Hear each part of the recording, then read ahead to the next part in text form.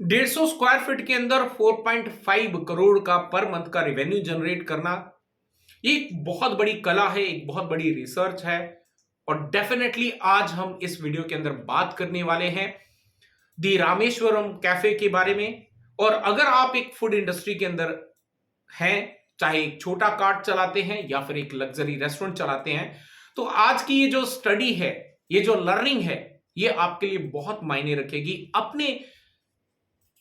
आपका जो कार्ट है या फिर जो आपका रेस्टोरेंट है उसको कैसे अपस्केल किया जाए। तो जानने के लिए वीडियो को अंत तक जरूर देखिएगा। मेरा नाम है मंजीत सिंह और आप देख रहे हैं आपका अपना चैनल डिजिटल मंजीत।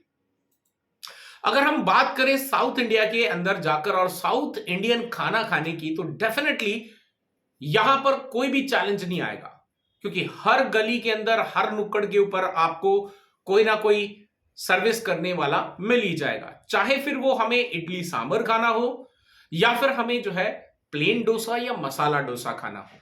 तो आपको कहीं ना कोई हर नुक्कड़, हर गली के अंदर एक छोटा कार्ट या फिर एक लग्जरी रेस्टोरेंट जो है वो आसानी से मिल जाएगा।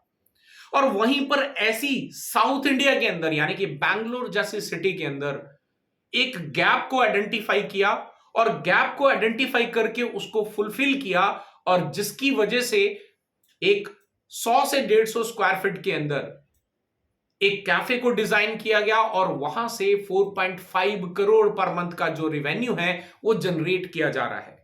तो चलिए जानते हैं ये कैसे हुआ। सो बेसिकली हम बात कर रहे हैं 2021 में स्टार्ट हुए दी रामेश्वरम कैफे के बारे में। एक ऐसा ओनिंग बोर्ड, एक के पास में फूड इंडस्ट्री का नॉलेज है और दूसरे के पास में फूड इंडस्ट्री का कोई नॉलेज नहीं है, बिकॉज वो एक डिफरेंट डोमेन से आए हैं जिसको हम चार्टर्ड अकाउंटेंट कहते हैं। जब दोनों ने मिलकर मार्केट के बारे में डिस्कस करा, तो रिसर्च करी और रिसर्च में सामने आया कि यहां पे साउथ इंडिया के अंदर, इवन इन दी बैंगलोर, एक चीज तो यहां पे मिल रही है बहुत आसानी से कि आपको साउथ इंडियन खाना खाना है तो उसके लिए कोई बहुत ज्यादा दूर जाने की जरूरत नहीं है। लेकिन वहीं पर उस साउथ इंडियन जो डिशेस हैं, उसका जो ऑथेंटिक टेस्ट है वो यहां पर मिसिंग था। और इसी गैप को फिल करने के लिए यहां पे इस कैफे को ओपन किया गया, और जहां पर आज की डेट में 7 से 7,500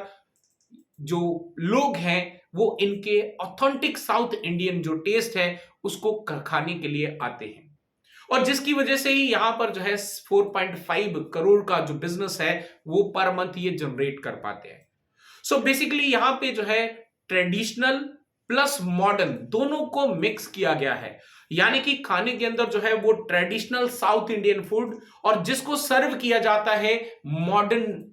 वे के अंदर, इन दोनों का कॉम्बिनेशन जो यहां पे बनाया गया, जो लोगों को पसंद आता है, और इसी की वजह से टॉक ऑफ द टाउन जो है वो ये कैफे बनता चला गया, और जिसकी वजह से आज की डेट में इनके पास में इतने हजारों लोग जो है डेली के खाना खाने आते हैं। सो बेसिकली यहां पे एक दूसरी स्ट्रेटेजी यहां पे इनकी ये रही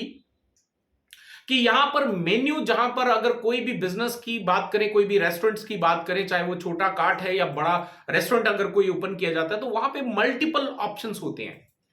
पर यहां पर इन्होंने उस मल्टीपल ऑप्शंस को नहीं रखा, बहुत ही लिमिटेड, यानी कि जो मेन्यू है उसको बहुत ही शॉर्ट कर दिया। अब शॉर्ट करने से बेनिफिट क्या हुआ कि ये बन गए एक premium, traditional and quick service, right. यानी कि इन्होंने जो कैफे डिजाइन किया वहां पे हाइजीनिक और प्रीमियम क्वालिटी जो है वो मेंटेन कर ली, और दूसरा यहां पे ट्रेडिशनल, जब आप खा रहे हैं तो यहां पे मॉडर्निटी के साथ में आपको एक ट्रेडिशनल टेस्ट दिया जा रहा है। और दूसरी बात यहां पे जो आपकी तीसरी है बेसिकली, वो है आपको वेट नहीं करना पड़ रहा, आपको क्विक सर्विस मिल रही है। तो ये जो तीनों फैक्टर को यहां पे कंबाइन किया गया, वो ये इसीलिए पॉसिबल हो पाया बिकॉज इनका जो मेन्यू है वो बहुत ज्यादा बड़ा नहीं है। तो ऐसे में यहां पे इनकी प्रीमियम, ट्रेडिशनल और क्विक सर्विस जो है वो अवेलेबल हो पाई। अब यहां पर इसी फैक्टर के ऊपर में एक और काम किया गया, और वो काम था यहां पे जो मेन्यू डिजाइन किया गया उसको टाइम बेस्ड मेन्यू बना दिया गया। यानी कि अगर आपको एक प्लेन डोसा, एग्जांपल के लिए अगर आपको प्लेन डोसा खाना है तो आपको सुबह 11 बजे से 4 बजे तक ही वहां पर जाना पड़ेगा। उसके बाद अगर आप जाते हैं तो डेफिनेटली आपको जो है प्लेन डोसा नहीं मिलेगा, और अगर आपको जो है लेमन राइस खाना है तो वो आपको 4 बजे के बाद में मिलेगा। तो ये जो टाइम बेस मेन्यू डिजाइन किया गया, मेन्यू के ऊपर में काम किया गया टाइम बेस पे, ये भी एक बहुत बड़ा फैक्टर बन गया इनका क्विक सर्विस का। बिकॉज अगर पूरा कंप्लीट जो मेन्यू है वो एक साथ ही पूरे ऑल टाइम अवेलेबल रहेगा तो डेफिनेटली यहां पर ऑर्डर जो है वो सभी अलग अलग जो मेन्यू के आइटम्स हैं सभी के आएंगे। तो जो सर्विस कर रहे हैं, जो बना रहे हैं, फूड को कुक कर रहे हैं, उनके लिए सभी के ऊपर में काम करना एक थोड़ा सा हैसल हो सकता है, एक बहुत बड़ा चैलेंज हो सकता है, और जिसकी वजह से जो क्विक सर्विस है वो डिले हो सकती है। तो यहां पे उस चीज को भी रिसर्च करके उस मेन्यू को टाइम बेस बना दिया गया, यानी कि पहला तो मेन्यू बहुत शॉर्ट रखा गया और उसके अंदर भी यहां पे टाइम बेस बनाने की वजह से एक और बेनिफिट हो गया कि यहां पे क्विक सर्विस जो है वो इनके लिए इजी हो गई। और इसके साथ साथ में जो यहां पे इनका एक और फैक्टर इन्होंने किया, जहां पर आज हर रेस्टोरेंट जो है वो ऑनलाइन स्विगी जोमेटो वगैरह के साथ में ऑनलाइन ऑर्डर प्लेस कर रहे हैं, यहां पर इन्होंने उस चीज को इग्नोर कर दिया। यानी कि अगर आपको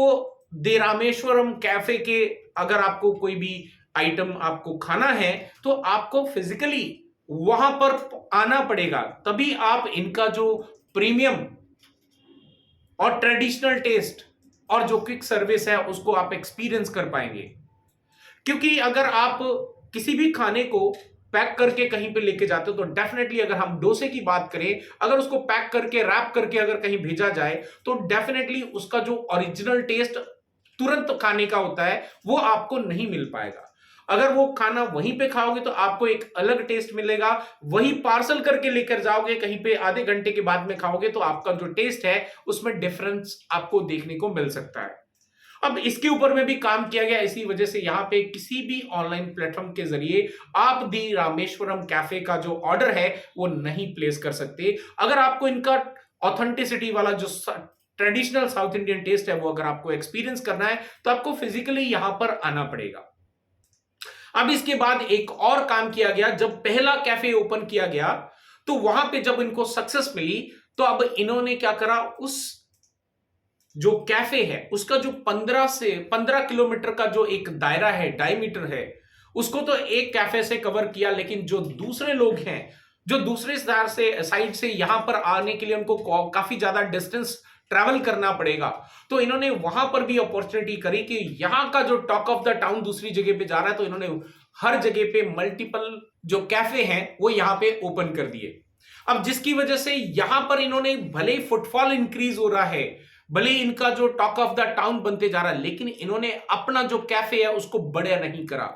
जो कैफे है उसको बहुत ही छोटी यानी जगह पे जो है ऑपरेट किया जाता है, यानी कि 100 से 150 स्क्वायर फीट के अंदर, जिसमें आपको हाइजीन मेंटेन करना भी बहुत इजी हो जाता है, आपको जो सर्विस देनी है वो भी बहुत अच्छी हो जाती है, और हर चीज पे यहां पर बहुत डीपली रिसर्च करी गई, और रिसर्च करने के बाद यहां पे जो है आगे एक स्टैंडर्ड ऑपरेटिंग प्रोसीजर बना दिया गया। अब ये कैफे कहीं पर भी ओपन होगा तो इन्हीं स्टैंडर्ड ऑपरेटिंग प्रोसीजर को ध्यान में रखते हुए ओपन होगा, एंड डेफिनेटली जिस दिन भी कहीं पे नया ओपन होगा वो पर्टिकुलर आउटलेट भी इसी तरीके से जो है एक बहुत हैवी रिवेन्यू जो है वो जनरेट करेगा। सो ये जो एक लर्निंग है वो हर उस फूड इंडस्ट्री वालों के लिए, हर रेस्टोरेंट ओनर के लिए, हर वो फूड कार्ट वालों के लिए कि किस तरीके से हम अपने जो खाना है उसको किस तरीके से आप पॉपुलर बना सकते हैं, टॉक ऑफ द टाउन बना के हम अपना रेवेन्यू जनरेट कर सकते हैं। सो आई होप गाइस कि अगर आपको कोई भी डाउट है तो डेफिनेटली आप रीच आउट कर सकते हैं बैंगलोर के दी रामेश्वर कैफे के साथ में, वहां जाके एक्सपीरियंस करें कि क्या वो कर रहे हैं जिसकी वजह से वो 4.5 करोड़ का बिजनेस जो है वो पर मंथ जनरेट कर पा रहे हैं। आई होप गाइस कि ये आपको जो है काफी पसंद आई होगी वीडियो। अगर आप भी अपना एक ब्रांड बनाना चाहते हैं तो आपका थॉट प्रोसेस बिल्कुल क्रिस्प एंड क्लियर होना चाहिए, तभी आप जो है उसमें सक्सेस पा पाएंगे। अदरवाइज बहुत सारे स्टार्टअप ओपन होते हैं एंड बहुत सारे स्टार्टअप डेली बेसिस पे बंद भी हो जाते हैं। मैं मिलता हूं आपको इसी तरह के एक और अमेजिंग टॉपिक के साथ। Till then stay safe, good bye.